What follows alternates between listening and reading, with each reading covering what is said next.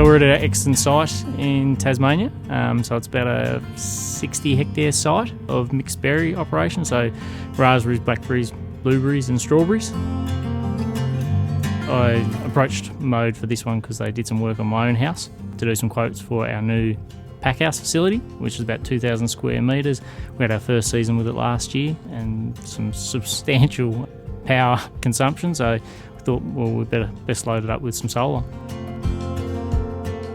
It's a very sound financial decision. The site load is consistent 24/7 and it's huge. So we designed a system 180 kilowatts to be installed on their main packing roof.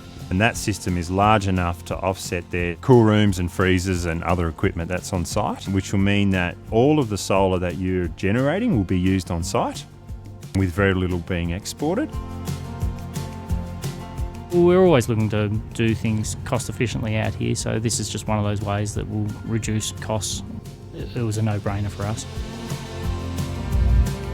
Part of that process for us was to look at the roof structure and to design a system that would work with the structural integrity of the roof. And then the actual installation process involved us installing obviously the solar panels on the roof and two large inverters on the wall and making modifications to some of their distribution boards.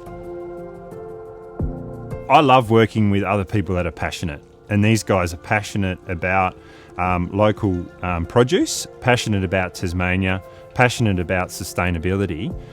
Just ticks all the boxes for me, and it's something that I resonate with and something I get excited about as well. Martin designing the system for us was fantastic. Communication has been on point the whole way through. They did a really good job, and I can't thank them enough for how well they did.